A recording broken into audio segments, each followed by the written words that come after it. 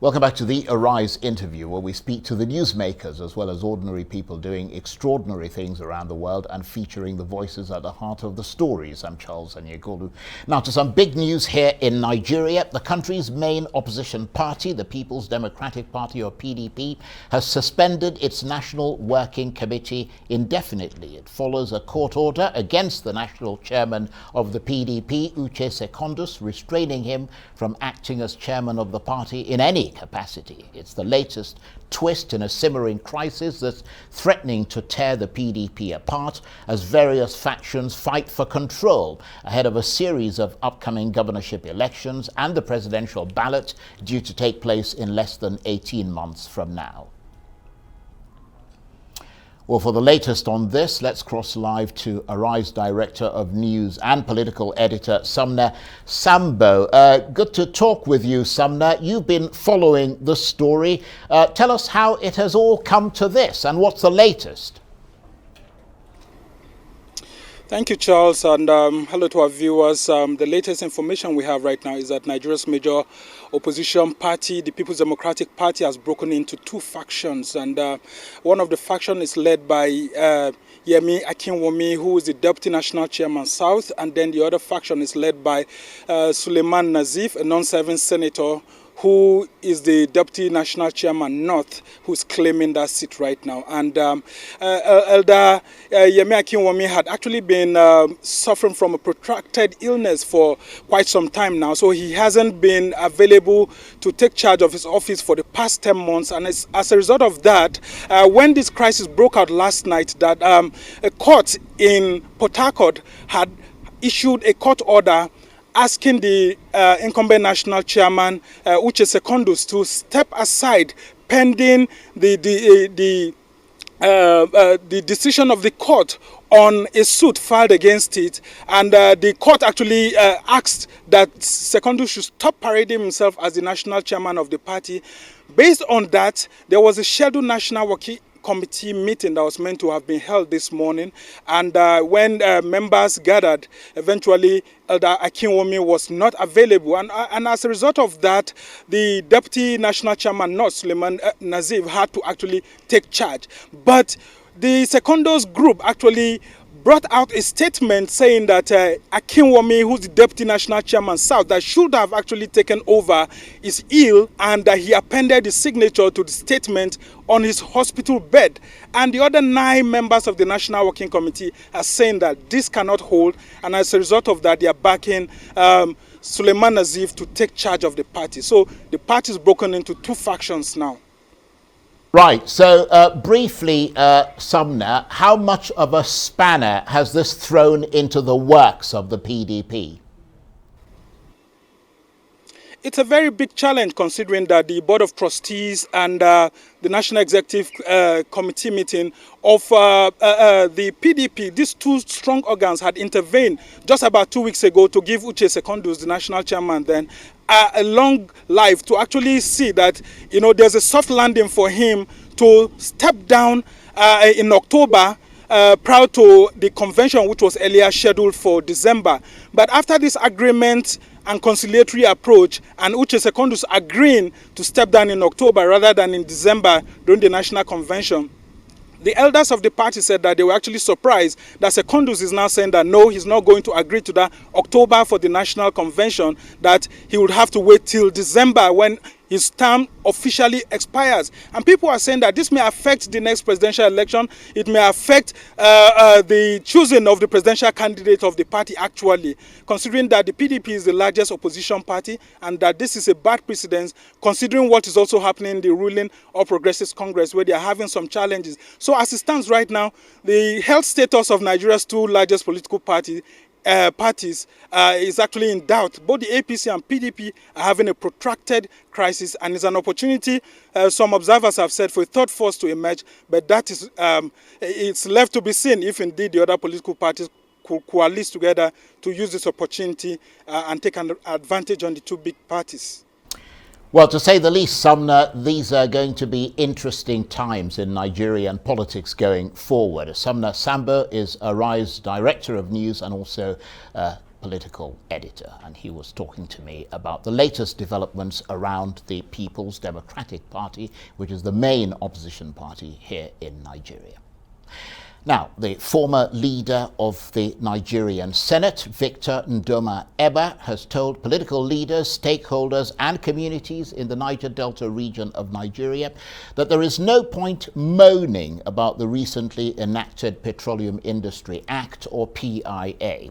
The new law, which is seen by some as allocating only a tiny 3% of petroleum proceeds to communities in the oil belt, has been roundly criticized by people in the region. But Senator Ndoma-Egba said it was the failure of stakeholders in the region to present a common front that eroded their chances of getting a better deal.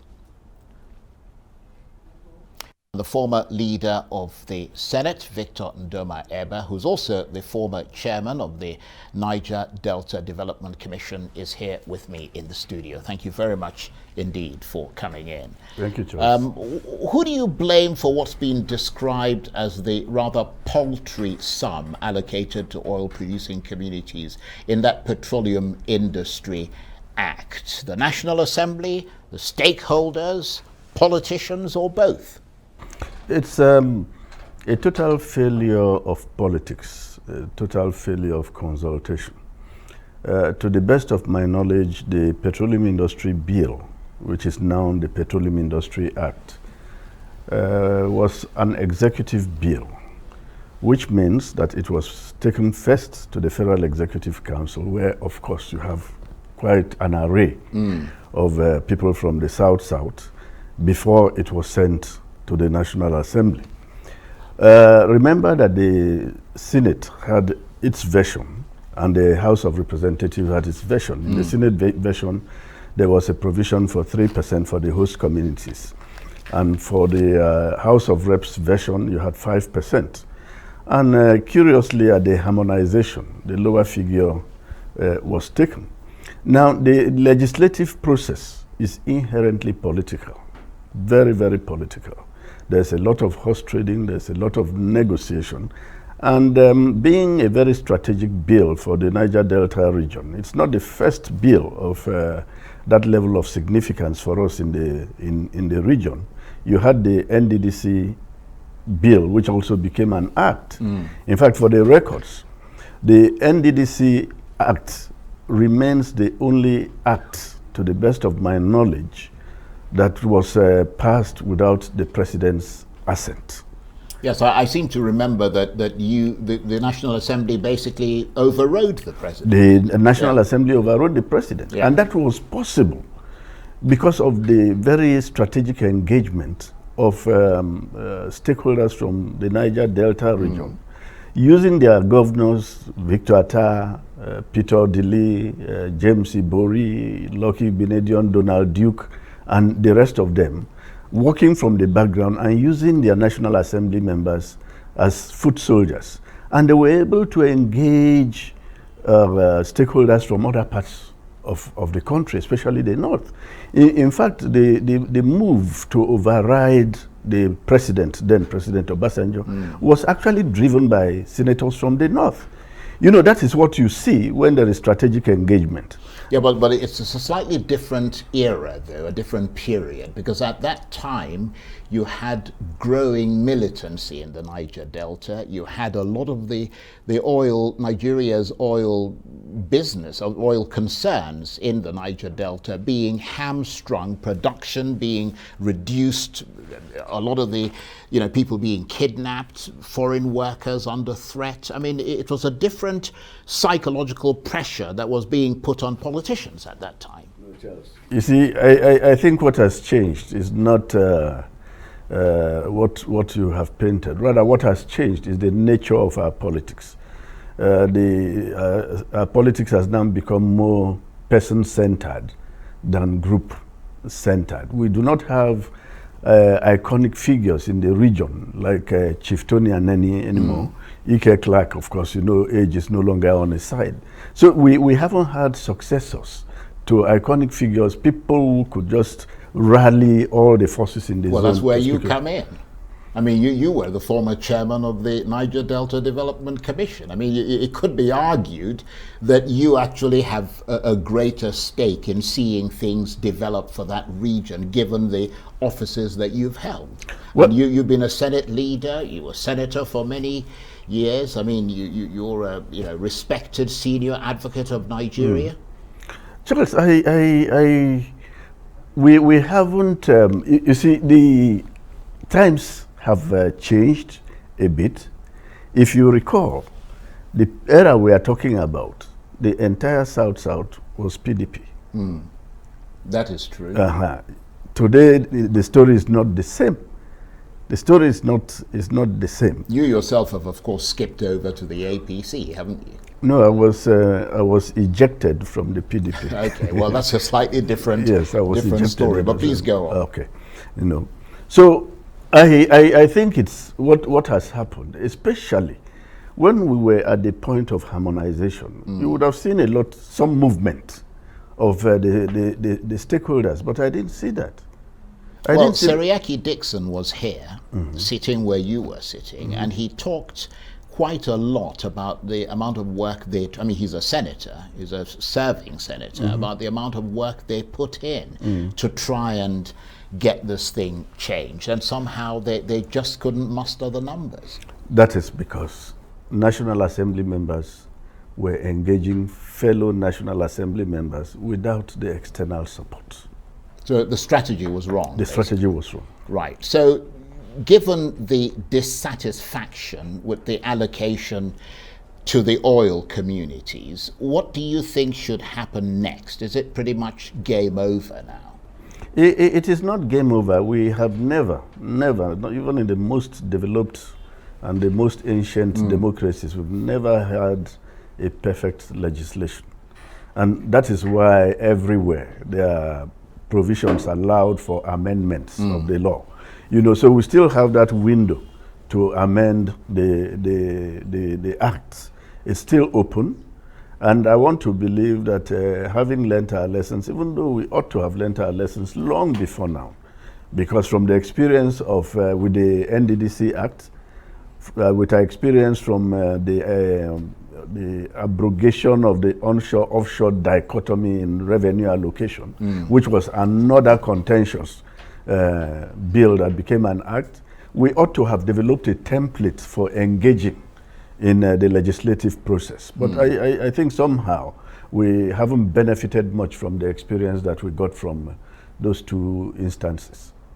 Right. So, I mean, as I mentioned, you were, of course, not only the leader of the 7th Senate, you were also at one stage the chairman of the board of the Niger Delta Development Commission, or NDDC. You were the chairman of the commission. What benefits do you expect that Petroleum Industry Act will bring both to the Niger Delta and to Nigeria as a whole, beyond the 3% quibble?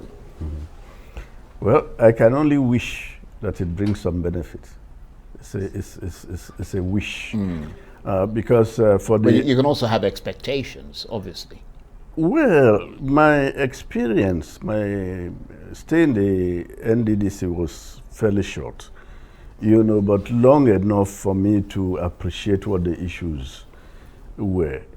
You see, if you look at the amount of money that has gone through the Niger Delta region in the last 20 years, if we couldn't be like Dubai, we should at least be like Bahrain. Now, that's a very interesting point. Yes. And what I'm going to do is to ask you to hold that thought, because I don't want to have to interrupt you. Okay. But we'll come back and continue along that theme. Please stay with us. You're watching the Arise interview. Plenty more still ahead as we continue our chat with Senator Victor Ndoma-Egba about the controversy surrounding the Nigerian Petroleum Industry Act. Stay with us.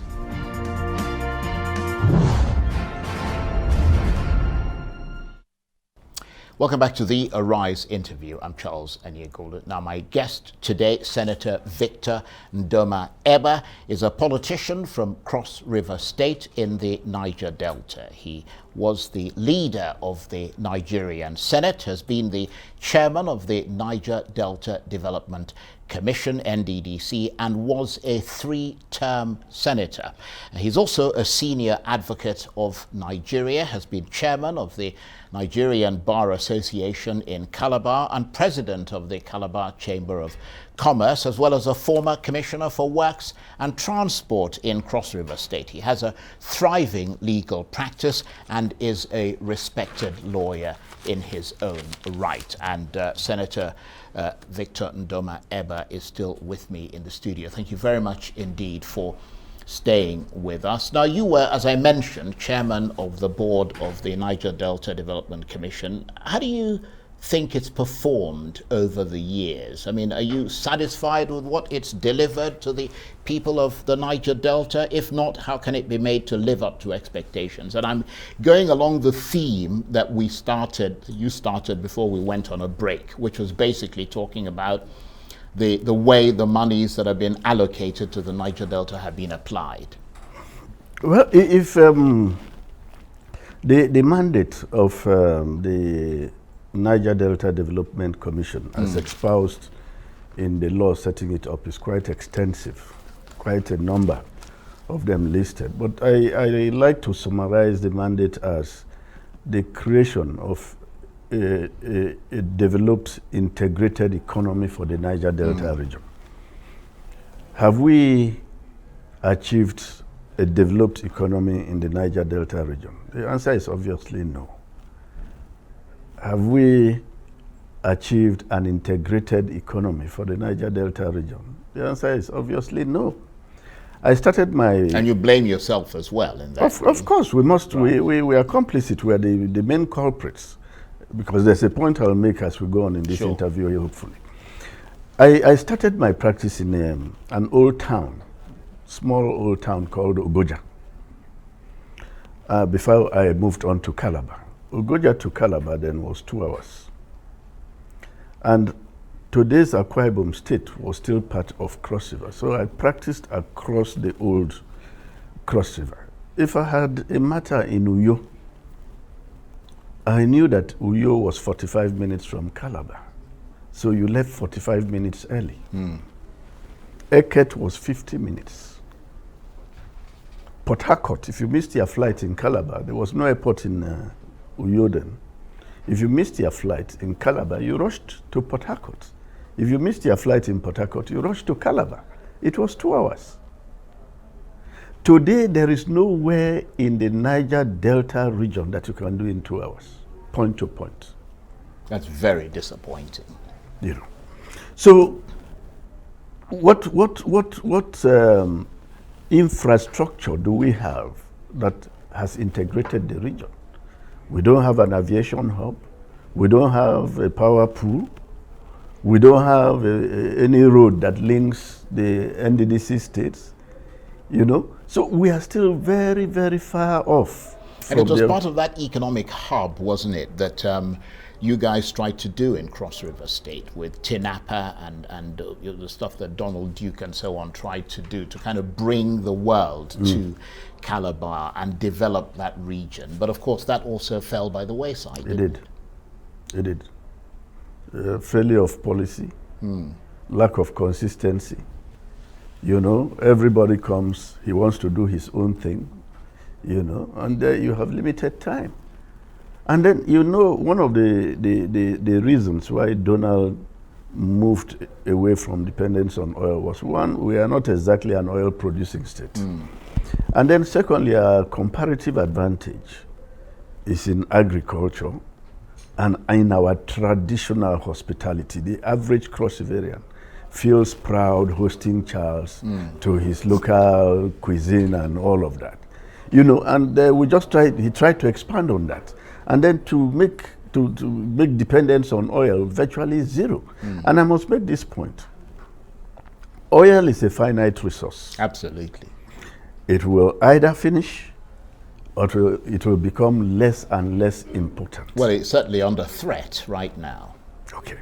The short period we spent in the NDDC, the major thrust, in fact, two major things we tried to pursue There were other things, but the two major things we tried to pursue, the first was getting another master plan for the region. Because what has happened with the NDDC, with the Niger Delta region, is that there has been this blind approach to development.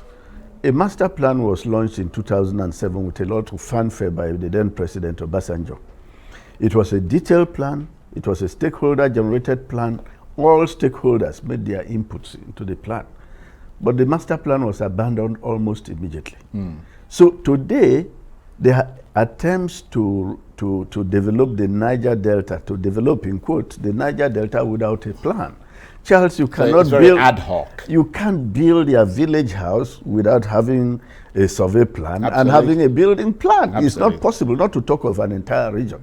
So right now, you see on the left side of the road is a water project by the NDDC. On the right side of the road is a water project by the state government. Nobody has ownership of any of the projects. They have two water projects and no water.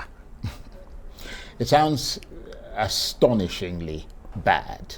But let's look forward, because you also tried to look forward in that very interesting statement and interviews that you gave in newspapers. You said that the signing of the Petroleum Industry Bill into law could be a major step towards attaining fiscal federalism in Nigeria. In other words, it's sort of moving the country in the direction in which every state starts to control its own resources. Tell us more about your thinking in that regard.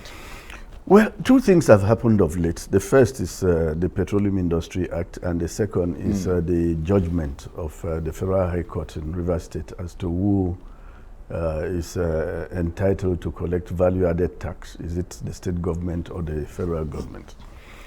In my view, you know, our ultimate destination, if we truly want to practice federalism, is to have fiscal federalism. You know, I don't know when that will happen.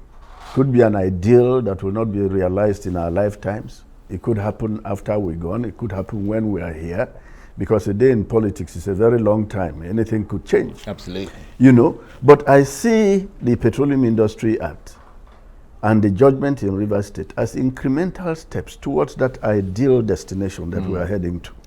You know, how long it will take us to get there is a different matter. But certainly, the kind of federalism that we practice is comical.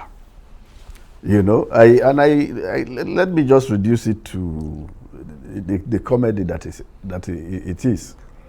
You have what we call state laws and federal laws. Somebody steals a chicken in a village in Cross River State. It's a state offense. He is arrested by a federal policeman and taken to a magistrate court, which is a state court. The state convicts him and is taken to a federal jail. You know?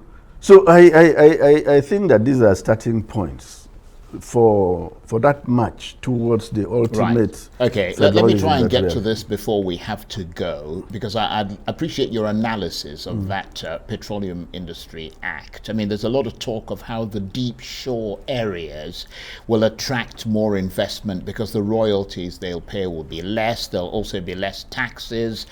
You engage players in the industry, at least you did for a period of time. Do you think those incentives go far enough? Because obviously you need a large capital outlay to operate in those deep shore areas, don't you?